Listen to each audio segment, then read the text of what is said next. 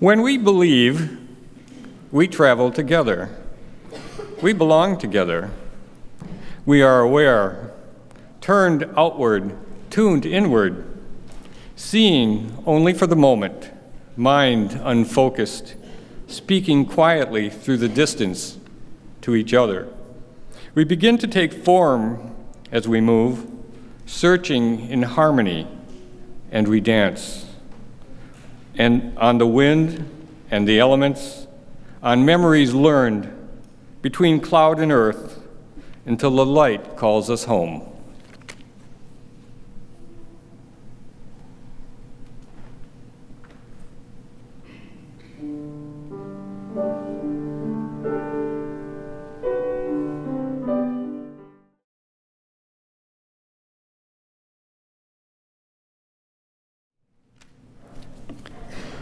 From the incredible science behind starling murmurations by Jamie Heimbuch, Mother Nature Network. As starlings gather in the evenings to roost, often they participate in what is called a murmuration, a huge flock that shapeshifts in the sky as if it were one swirling liquid mass. The question that has had scientists stumped is how each bird senses the shift and moves in unison. The secret lies in the same systems that apply to anything on the cusp of a shift, like snow before an avalanche, where the velocity of one bird affects the velocity of the rest.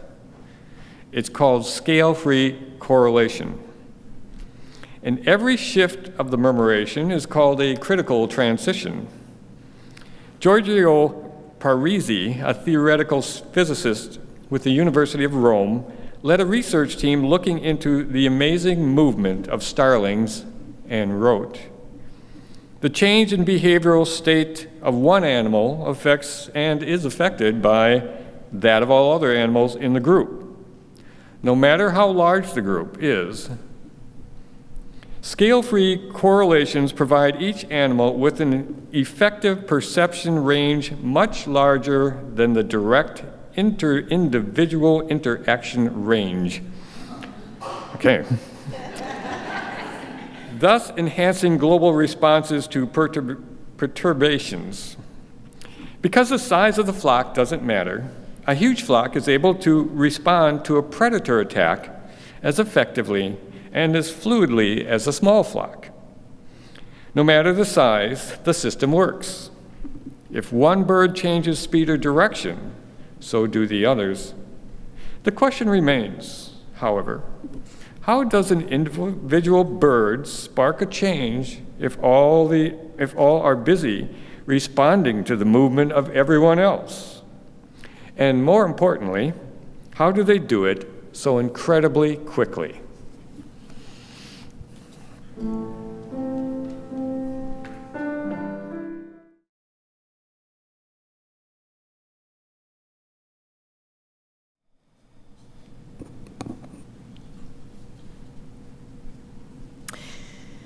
If you happen to cast your eyes skyward in the purple settling moments of a country twilight, you might glimpse them.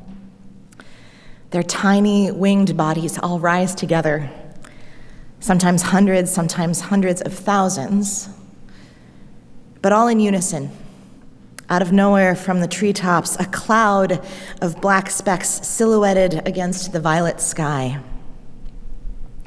Like a rolling storm cloud, the mass of birds' royals expands, arcs up and down, and veers, and then coalesces again. Against the deepening colors of sunset, the creatures move in sync, and they form striking shapes. A globe, and then a ribbon, and a parabola, and then a whirlpool. There's no obvious direction. You can't see the purpose for their aerial acrobatics, but on they go. And seconds turn into minutes as they plunge and veer and pulse in astonishing coordination, giving the impression that their only motivation is the sheer beauty and power of their collective swooping elation. The poets of biological science, as we have heard, call this phenomenon a murmuration of starlings. Isn't that beautiful? You can see them do their exquisite dance in country skies across the northern hemisphere. Or, and I really recommend this, go on YouTube and watch many of the dozens of videos of these murmurations. Take 5 minutes because you will be captivated. Starling murmurations are hypnotic, both to casual onlookers and recently to the scientific community. As we heard in the reading, the questions are, how do these birds move so quickly with such coordination without crashing into each other? You saw that with our little murmuration here of just 7 of us. It's hard, right? How can the movements of the murmuration that can involve up to several million birds at one time, how do they protect the starlings within it from predators? And what can their movements teach us about collective leadership, responsiveness, intuition for both beauty and survival? Scientists have discovered amazing things about starlings in recent years. It seems first that the birds never have a single leader. Instead, they're finely attuned to one another in what one scientist calls micro-constellations.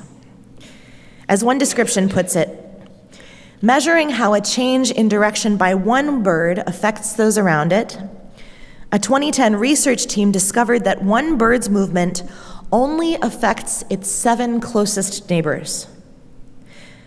So one bird affects its 7 closest neighbors, and then each of those neighbors' movements affects their 7 closest neighbors, and so on through the flock. This is how a flock is able to look like a twisting, morphing cloud, with some parts moving in one direction at one speed, and other parts moving at another direction at another speed, but it never falls apart. Murmuration, it turns out, is a physical embodiment of the fluid principles of adaptation. Starlings are so attuned to each other that their responses to even the slightest movements by their neighbors are instinctive and immediate, as well as incredibly precise, no matter how many birds there are.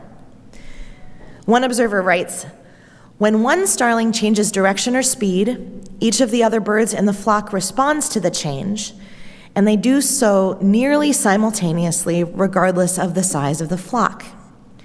In essence, information moves across the flock very quickly and with nearly no degradation. This is a game of telephone in which the message gets from one end to the other simultaneously and without corruption. One scientific theory holds that starlings murmurate as an evolutionary response to large predators. The writhing, shifting, responsive nature of a murmuration actually makes it incredibly difficult for an eagle or a hawk or a falcon to pick off an individual starling. The flock is so massive and so instantaneously responsive that it's almost impossible to separate one individual from its neighbors. As long as the murmuration is in sync, its members are protected, even from the most deadly predators. You see where I'm going with this. What would it be like for us humans to cultivate an intuitive instinct for murmuration rather than separation and self-preservation? What would it feel like to experience that simultaneous freedom and radical interdependence of being so closely in sync with one another? I don't know about you, but for me recently, and for the people that I love, it feels like we're tiny songbirds in the sight lines of the slashing talons and razor-sharp beaks of a predatory system. How might we grow our ability to protect one another? By swelling our numbers, learning how to dive and swoop and shift together out of harm's way. In her brilliant 2017 book called Emergent Strategy, Black American facilitator, healer, doula, social justice movement builder Adrienne Marie Brown studies the lessons that these starling murmurations can hold for justice movements. Looking at the escalating crises that define our current global situation, from white supremacy to patriarchy to the violence of capitalism and environmental catastrophe. Brown writes, "My dream is for a movement for justice with such deep trust that we move as a murmuration, the way that groups of starlings billow, dive, spin, dance collectively through the air, to avoid predators, and it also seems to pass time in the most beautiful way possible. There is a right relationship, a right distance between them. Too close and they crash, too far away and they can't feel the micro-adaptations of the other birds. Each creature is shifting direction, speed, and proximity based on the information of the other creature's bodies." Brown writes, "There is a deep trust in this. To lift because the birds around you are lifting. To live based on your collective real-time adaptations. Imagine our movements cultivating this type of trust and depth with each other, having strategic flocking in our playbooks." I've had the privilege of being a part of strategic flocking sometimes, and most recently it happened when I traveled to San Diego at the beginning of July to participate with a few thousand of my closest friends in a day of action called Free Our Future, led by the visionary Latinx and Chicanx organizing collective known as Mi Gente. Several weeks before that, we all heard the news of the Trump administration's new zero-tolerance policy of immigration and the resulting separation of families and the detention of babies in cages. The administration also announced an expansion of Operation Streamline, an Obama-era program that brings undocumented people who've been detained by ICE into court in mass numbers without representation to streamline their deportation from this stolen land, now known as the United States of America. Mi Gente's organizers and leaders looked at the national landscape, and they saw that in the face of this tyranny, many organizations and communities were scattering, running for cover, exactly the response that this kind of terrorism is intended to elicit. But Mi Gente and a few other radical visionary organizations across the country said, no, we will not sit back and be outraged in private. We won't just write think pieces and social media posts and indignant messages to our elected officials who clearly do not have the moral courage to stop this evil from happening. No. Instead, we will come together. Spiritually, emotionally, physically, politically. We will engage in a day of public direct action and protest, and we will demand nothing less than the complete abolition of ICE. We will do this not just for the way it will look in the news, but to mobilize communities across the country to do similar things in their own cities, again and again. To get people with privilege and protection to put their bodies on the line for those being targeted. To teach people how to literally disrupt the functioning of these mundane, bureaucratic machines that are the embodiment of the banality of evil. And then, when this day of action is done, these thousands of people can go home to their own communities and keep protesting, keep disrupting, keep showing up together in unison to throw a monkey wrench into the gears of this system that is literally grinding up our communities. Our National Unitarian Universalist Justice Campaign, now known as Side with Love, was a co-sponsor of the Free Our Future action in San Diego. Nora Rassman and Reverend Elizabeth Wynn, whose emails I'm sure many of you receive, they called me up and they run Side with Love, and they asked if I could go and be present with about 100 other Unitarian Universalists from California and across the country as we joined with other people of faith to support this bold action and its demands. Given that this summer's 2018 Unitarian Universalist General Assembly had just voted to pass an action of immediate witness to abolish ICE, it seemed absolutely fitting that those of us who could put our money and our bodies where our mouths were and show up. I bought my ticket and I headed to San Diego. The afternoon before the march, I spent several hours with other organizers and volunteers painting signs and banners, making art, preparing for the actions scheduled to happen the following day. Throughout the day, buses of people started rolling in from Phoenix, Oakland, Denver, Los Angeles. That evening, we crowded into the small space at the Centro Cultural, and we ate a community meal together as Mi Gente's organizers taught us chants and songs, prepared us emotionally and spiritually for what was to come tomorrow. And then the crews of people who were prepared to risk arrest by engaging in intentional direct action and civil disobedience rehearsed their roles and filled out their jail support forms. Now, if any of you have ever been a part of a mass-scale direct action, you know that one of the most difficult aspects of being a part of this is not having all the information.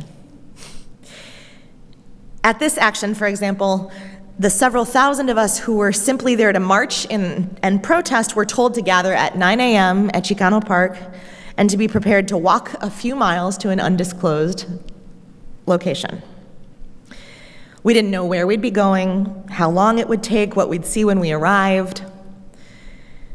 And along with a few incredibly powerful Jewish and Christian leaders, I was a part of helping to ground and center a few hundred of those participants who were there explicitly as people of faith as we prepared for the day.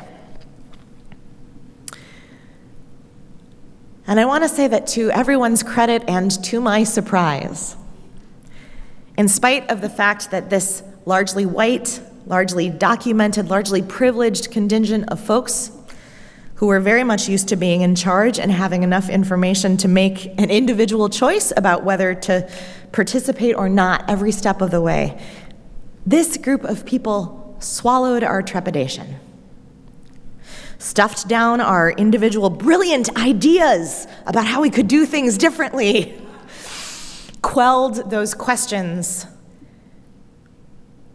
And then we spent a few minutes grounding ourselves in prayer and the spirit of followership and what it means to be accomplices and co-conspirators, and we folded ourselves in with the rest of the crowd. We got ready to murmurate. And so we did.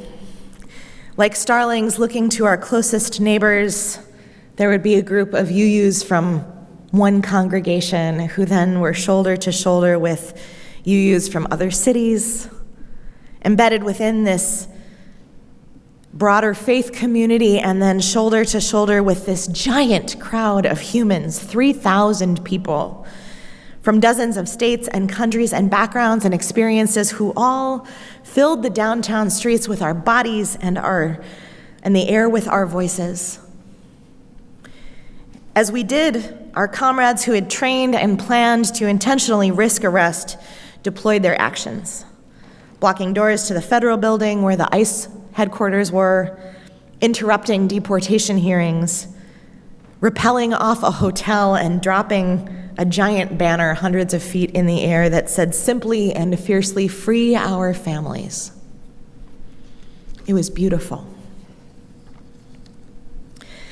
And then when 10 of our friends were arrested and charged with extreme and retaliatory charges like felony conspiracy and burglary for these actions, the national community, Our movement Murmuration sprang into action and within 24 hours came up with enough money to pay the $60,000 bond that had been assessed on each of those 10 protesters. The power of both justice movements and murmurations is in their massive numbers, and they're trusting each other so completely that the entire flock responds instinctively, gracefully, leaving nobody behind and changing its shape in response to outside attacks, as well as the movements of its individual members. Murmuration is only possible when we are in deep relationship with one another, in the constellation of community. It's true for starlings, it's true for justice movements, and it is true for congregations.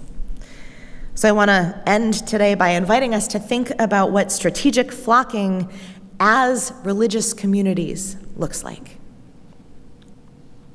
So first, literally, I want you to find the 7 people who are closest to you in the room. What's your constellation? My guess is that many of you sit in the same seats every week, so there's probably some pre-existing relationship here, right? And then think about the fact that every other person in this constellation of yours, these 7 people, shares most of, but not all of your same constellation, right? The person right next to you has 6 out of 7 of your people.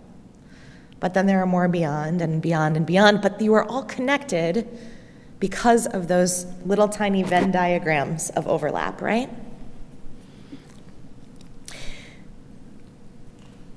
What it means to murmurate as a congregation is to build trust here. Not just niceness or a community of like-minded people, as sometimes we like to say, but trust. Do a real check-in at the beginning of your meetings, even though it feels like you've got a packed agenda and you need to get through it, right? Know what is happening in each other's lives. Show up for worship, give generously, and then dream audaciously together about what this congregation could be. Of course, practice kindness, but also love each other enough to challenge one another. Push each other to develop your leadership, your analysis, and to call one another in when your neighbor's not doing quite enough or when you need help. And then spend time developing the spiritual practices that will sustain you when it gets hard, and it will get hard, and it will get even harder than it is now. But grounded in that little metaphorical 7 starling murmuration that this congregation represents, remember that murmuration is far bigger than this group. Let yourselves live even further into the responsive, interdependent relationship you have, not just with the people who sit here next to you in the sanctuary, but with your neighbors here in Rochester, with the 26 congregations across Minnesota who share our Unitarian Universalist faith, with our entire Unitarian Universalist Association of Congregations, and with our siblings and kin across the globe who rise together to seek the collective liberation of all of our fellow human beings and the earth. That can sound kind of abstract, and what I mean is you need to ask questions like these. Whose leadership are we following? And when? Knowing that there can't just be one leader. When our neighbors in communities being targeted by violence and bigotry and racism tilt out of the way of a predator, are we tilting with them too? Keeping them safe and following their lead? Are we mobilizing our money, our social capital, our relationships, our power to support the leadership and the vision of the murmuration, the movement, even when we don't have all the information? Even when we don't agree with every tactic? Do we have deep enough trust that the only way we will survive collectively is by sticking together?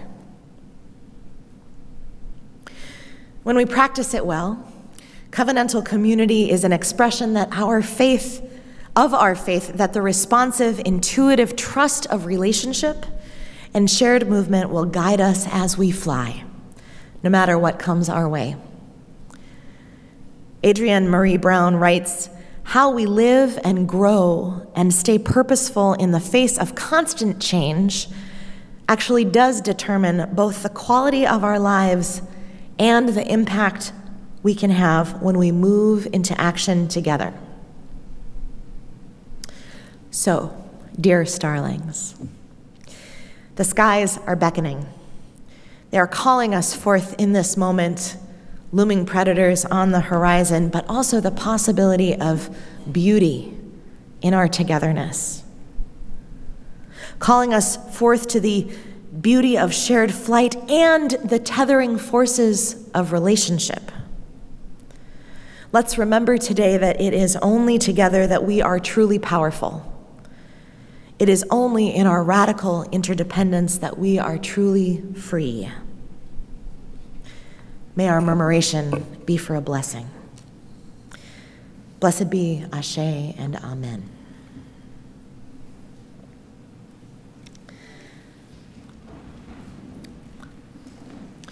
Help us bind ourselves in union.